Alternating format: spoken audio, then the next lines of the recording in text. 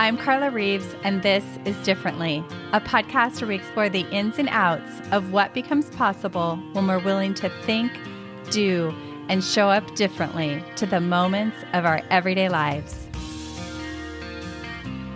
As someone who loves my work and loves working, it's a struggle often to turn the brain off because it's always going, thinking, planning, creating ideas, working out solutions, and on and on. Can you relate? I love this, and I also deeply desire a highly thoughtful personal life with strong, fulfilling, loving relationships. And I have a feeling you do too. And this is something that requires commitment and diligence for me to uphold. This is especially true right now as we approach Christmas and the holiday season. If you've been listening for a while to this podcast, you are likely someone who deeply wants a meaningful Christmas and holiday, and you can easily get sidetracked or distracted or caught up in the busyness and chaos of the season. I want to remind you and introduce actually an idea to you. This idea is for my fellow doers, recovering workaholics, people who love their work, people who are action takers, love their to-do lists. And for people like you and me, this idea can feel radical. And that's the whole idea. Magic happens at the edge of your comfort zone. When the boys were little, I created this idea of no agenda moments out of a desire for more moments where I felt really present, engaged, and in the room with them versus in the room, but far away in my thoughts. It started with just if they were playing in their room, I'd just go and plop on their bed for the sake of being there, giving myself permission for even 5 minutes to have nowhere to go and nothing to do.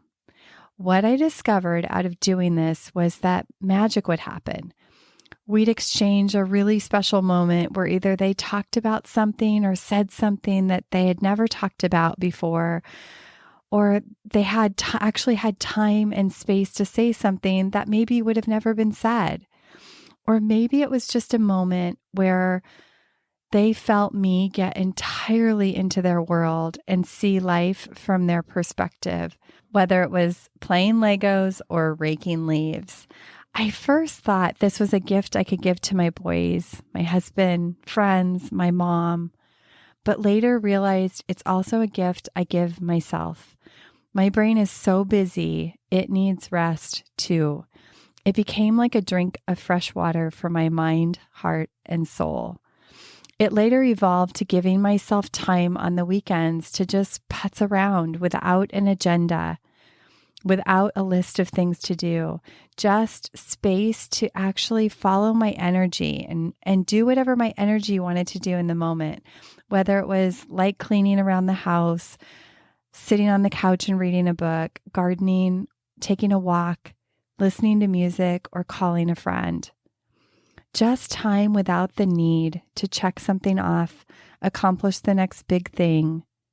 What often ends up happening when I give myself this freedom is things do get done. Sometimes even big things get done, and other times just important things happen, like needed rest or rejuvenation or a conversation or a moment of connection with a loved one. And all of this ends up fueling and stirring inspiration and creativity and productivity later on. So Christmas is just around the corner. Maybe you've been running at a mad pace, getting all the things done. Can I invite you to pause and set an intention, an ideal outcome for your Christmas and holidays? For example, let's say your intention is joy-filled moments. How will you need to show up in order to increase the likelihood of this happening? Well, for starters, it might mean you need to show up calm and rested and present. Then you can ask yourself, how can you set yourself up so that you can be in a calm, rested, and present state of mind to increase the likelihood of this happening? This, my friend, will give you your plan and actions so that you have time to center and refresh yourself so that you can show up with joy. This might be the most important gift that you give this year to yourself and your loved ones. And consider building in space for no agenda moments. If you're a doer like me, this might feel like it goes against your grain. It did for me, but my commitment to something more for my life is what had me do it in the first place. And then the feelings and the rewards followed. Experiment. Give it a try for yourself. I think you might be wonderfully surprised. Contrary to what we often think, feeling more balance in your life doesn't have to mean huge overhauls. It doesn't have to wait until the new year. It begins with creating more moments that are filled with the things you deeply desire.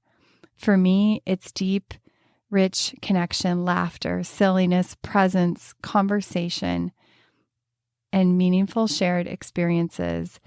Making some space for these no agenda moments isn't an opening for all of these things. Merry, Merry Christmas and happy holidays to you. Thank you for listening. There will be one more episode before the end of the year. And I just want you to know how grateful I am for you and for the listening that you have done this year, for the messages that you have sent me, for your reviews. And I'm excited about planning the next year of the podcast. Have a beautiful, beautiful day. And I wish you many no agenda moments. Thank you for tuning in to this episode of Differently. I hope it stirred your thinking, and I invite you to take one inspired action from something that stood out to you. If you love listening to this podcast, may I ask you to leave a review in Apple Podcasts. These mean so much to me, and I read every one. They are a great source of fuel for me as I am creating these episodes. If you want to hear more conversations like this, hit follow or subscribe on your favorite podcast app and help me spread the word. If this episode could impact someone you know, please share it and pass it along. Remember, new episodes drop weekly. See you next week.